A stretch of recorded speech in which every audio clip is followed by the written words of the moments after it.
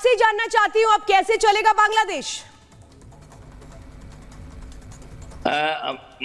मेरा ऑब्जेक्शन है, जो ये आंदोलन है ये डेमोक्रेटिक आंदोलन है, ये 45 मिनट में नहीं हुआ, 14 साल से शुरू हुआ है। ये जो मिसरूल है हमारा यहाँ, ये मिसरूल and heavy corruption, huge corruption, इसके खिलाफ जो आम जनता का जी मूवमेंट है उसका पीक लेवल में हम आ गया एंड वह पर से आधारित है ये आंदोलन।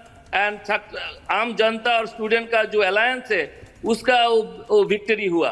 सो कैसे चलेगा, इस क्वेश्चन में हमारा जवाब है, हमारा यह कॉन्स्टिट्यूशन है एंड आर्मी चीफ के साथ जो प्रेसिडेंट है उनका डिस्कशन हुआ। नहीं, विक्ट्री कैसे हुई आपकी? विक्ट्री, इसमें विक्ट्री कैसे है? अपनी देश के प्रधानमंत्री को आप कहते हैं 45 मिनट में देश छोड़ दो। आर्मी चीफ को तो ये कहना चाहिए था नहीं हम आपको सिक्योरिटी दे रहे हैं। इसमें विक्ट्री क्या है? इसमें तो आपके देश की फजीहत है। नहीं, दरवाजे हमारा स्टूडेंट और आम जनता की मांग था। तो आम जनता की मांग है तो आप बाहर कर देंगे, देश के प्रधानमंत्री को ही बाहर कर देंगे। अभी ये 45 मिनट ही पहले से ही, बहुत पहले से ही ये जो ऑटोक्रेटिक गवर्नमेंट है उनका रेजिग्नेशन का डिमांड बहुत पहले से ही था, बहुत पहले से ही था। एंड यहाँ पर जो रूल ऑफ लॉ बहुत पहले से तोड़ चुका था and extra judicial killing and आम जनता का जो एंगर है, जनता जो क्षोभ है वो बहुत ज्यादा था। सर मेरे को it was a consequence of मिसरूल and corruption.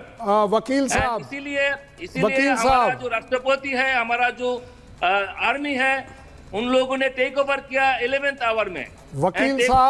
वकील साहब मैं आपके फेवर में बात कर रहा हूं।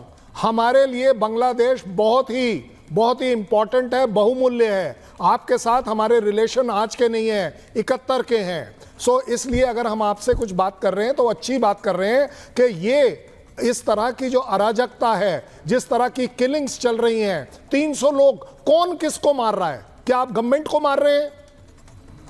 दूसरी बात, ये 600 लोग, जो 600 लोग आपने जेलों से छुड़ा लिए, ये क्या करने वाले हैं? ये कौन सी डेमोक्रेसी है जिसको आप सपोर्ट कर रहे हैं कि 600 लोग निकाल दिए जाएं? ये डेमोक्रेसी नहीं, ये killing and looting is not democracy. हम लोग पहले से मैं भी आपको यही कह रहा हूं, मैं आपको यही समझा रहा हूं कि आपका ये आंदोलन छात्र आंदोलन की विक्ट्री नहीं है। ये आंदोलन एक मॉब मेंटालिटी में कन्वर्ट हो गया है, जिसका रिमोट कंट्रोल आप लोगों ने आईएसआई के हाथ में दे दिया है। आपको मिस इंटरप्रेट कर रहा है, आप लोग मिस इंटरप्रेट कर रहा है। आप लोगों का रियल सिचुएशन समझना चाहिए, क्या हो रहा है इधर। सेना आपके देश की स्थिति को संभालने के दावे कर रही है, कह रही है कि हम देश की स्थिति को बहाल करेंगे जैसी स्थिति पहले थी। हम हमारे देश के सैनिक आपसे सवाल पूछ रहे हैं, जो इस वक्त सवाल पूछ रहे हैं आपसे, उनका कर्नल शैलेंद्र सिंह है और मेजर जनरल वीके दत्ता हैं, जो देश की रक्षा के लिए, हमारी सुरक्षा के लिए सीमा पर लड़ाई लड़ चुके हैं, जिनकी वजह से हम आपसे सवाल पूछ पा रहे हैं। ये हमारे देश के सैनिक है।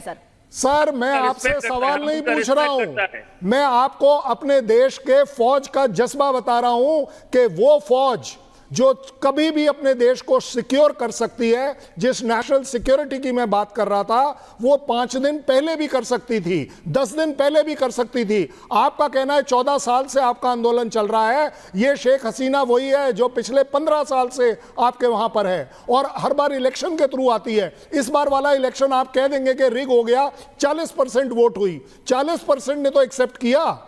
आपके जो दूसरी बीएनपी पार्टी है उसने बायकॉट कर दिया, वो आपका इंटरनल मामला है। लेकिन मेरे लिए सबसे बड़ा मामला यह है कि आप मेरे एक ऐसे अच्छे पसंदीदा दोस्त हैं, पड़ोसी देश हैं, जिनके यहाँ पर कोई भी अगर गड़बड़ होती है तो उसका असर मेरे ऊपर आता है। आज इंडिया आपको सपोर्ट करना चाहता है कि आप इंटरनली एक सिचुएशन खराब अगर है तो उसे खराब माने, तभी तो ठीक होगी। आप बोल रहे हैं तो विक्ट्री हो रही है, ये डेमोक्रेसी की विक्ट्री कैसे हो गई? सर विक्ट्री हो रही है इनकी, तो मुझे डेफिनेशन ही नहीं समझ में आ रही है। मैं दत्ता सर आपसे पूछूंगी, सवाल ये है कि ये जिस विक्ट्री की बात कह रहे हैं, जिसको कह रहे हैं कि नहीं हमारे स्टूडेंट्स ये चाहते, तो क्या इनके जो स्टूडेंट है वो अराजक है, वो गुंडागर्दी पे उतर रहे थे, बोलने प्रधानमंत्री को देश छोड़ दो वरना यहाँ पर जिंदा नहीं बच पाओगे? ये तो सीधे सीधे गुंडागर्दी है ना। आप क्या लोकतंत्र की बात करें? मैंने आप सवाल नहीं किया, मैं आ रही हूँ आपके पास। ये तो सीधा सीधा गुंडागर्दी है जिसको ये बोलना नहीं चाह रहे। ऐसा है कि जो प्रश्न किया है, क्या ये स्टूडेंट लीडर एक रेवोल्यूशन लाए हैं। क्या ये स्टूडेंट लीडर प्रधानमंत्री बनेंगे अभी बांग्लादेश के? क्या बांग्लादेश की फ़ौज इन स्टूडेंट लीडर्स के नीचे काम करेगी? तो ये एक सवाल आपको खुद पूछना पड़ेगा। अगर आपके देश के अंदर एक कॉन्स्टिट्यूशनल अरेंजमेंट है, एक कॉन्स्टिट्यूशन है, प्रेसिडेंट है, प्रधानमंत्री रिज़ाइन करके चली गई, तो उसके बाद जिम्मेवारी किसकी है? वो सिक्योरिटी ऑफ द नेशन कौन देखेगा? बांग्लादेश की हिफाजत कौन करेगा, चाहे इंटरनल या एक्सटर्नल थ्रेट से? वो आपकी सेना है। आपकी सेना की और सेना के अध्यक्ष का बहुत बड़ा जिम्मेवारी है इसके अंदर कि वो यकीन करे कि बांग्लादेश की सिक्योरिटी बरकरार रहे, कोई अराजकता ना हो, देश का नुकसान ना हो, इकॉनमी के ऊपर धक्का ना लगे, नहीं तो आप चंद बरस पीछे चले जाएंगे। आपका जो इकोनॉमिक डेवलपमेंट हो रहा था उसमें रुकावट आ जाएगी, और जो आपके दुश्मन हैं, जो देश नहीं चाहते कि बांग्लादेश तरक्की करे, वो बड़े उनको तो खुशी होगी। और सबसे बड़ी खुशी किसको होगी? और दत्ता सर देखिए, 1971 में जब भारत ने एक तरह से कहें कि बांग्लादेश बनने में मदद की थी, उसके पीछे भी यही वजह थी कि वेस्ट पाकिस्तान अलग होकर के बांग्लादेश बने और एक तरह से नई तरह से लोगों को जिंदगी जीने का मौका मिले। लेकिन अब बांग्लादेश को कहां पहुंचा दिया गया है? क्या ये पाकिस्तान की मिलीभगत थी? पाकिस्तान में उन कट्टरपंथियों की मिलीभगत थी जिन्होंने पाकिस्तान का ही बेड़ा गर्क कर दिया, और अब उनके निशाने पर बांग्लादेश, और इसीलिए चुना गया बांग्लादेश को? और क्या इसीलिए बांग्लादेश में कब्जे की ये तैयारी हुई? इसके पीछे किस तरह से एक पूरी प्लानिंग की गई, कैसे काम किया गया, एक रिपोर्ट दिखाते हैं।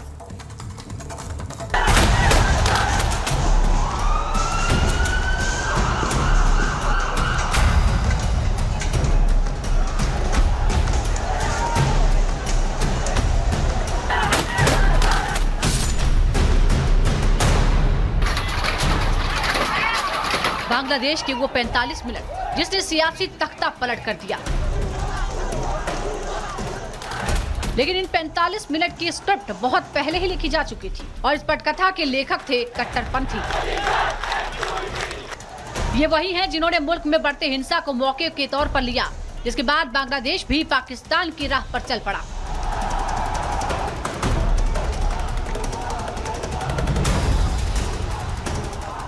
जिस कट्टरपंथ की वजह से पाकिस्तान कंगाली की कगार पर है, जिस कट्टरपंथी संगठन के कारण पाकिस्तान में अनाज की जगह आतंकवाद पनप रहा है, उसी राह पर बांग्लादेश भी बढ़ चुका है। और इसका उदाहरण पिछले कुछ महीनों में सामने आया है, जब बांग्लादेश को आरक्षण के विरोध में हिंसा की आग में झोंक दिया गया। जुलाई में शुरू हुई इस हिंसा में नाम सामने आया पाकिस्तान परस्त जमात इस्लामी पार्टी का। खबरों के मुताबिक इस विरोध प्रदर्शन को विपक्षी बांग्लादेश नेशनलिस्ट पार्टी और जमात इस्लामी का समर्थन हासिल था, जिसके बाद शेख हसीना सरकार ने 1 अगस्त को जमात इस्लामी, इसकी छात्र शाखा और इससे जुड़े अन्य संगठनों पर प्रतिबंध लगा दिया।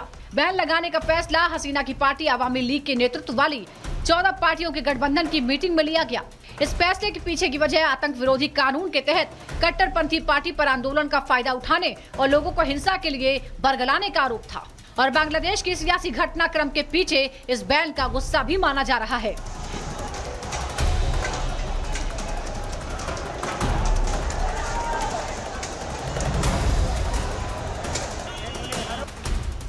जमात इस्लामी एक राजनीतिक पार्टी है जिसे बांग्लादेश में कट्टरपंथी माना जाता है, जो पूर्व पीएम खालिदा जिया की समर्थक दलों में शामिल है।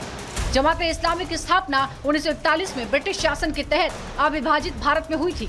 2018 में बांग्लादेश हाईकोर्ट के फैसले का पालन करते हुए चुनाव आयोग ने जमात का पंजीकरण रद्द कर दिया था और वो चुनाव लड़ने से अयोग्य हो गई थी। ये कोई पहली बार नहीं था जब कट्टरपंथी जमात इस्लामी पर बैन लगाया गया था। इससे पहले बंगबंधु शेख मुजीबुर रहमान की नेतृत्व वाली पहली सरकार ने भी इस पर बैन लगाया था। उसके पीछे की वजह बांग्लादेश की आजादी का विरोध करने के साथ पाकिस्तान की कब्जे वाली सेनाओं का सहयोग करना था। हालांकि बंगबंधु की हत्या के बाद सैन्य तानाशाह जनरल जियाउल रहमान ने प्रतिबंध हटा दिया था, जिसके बाद कट्टरपंथी पार्टी ने अपने पैर पसारना शुरू कर दिया।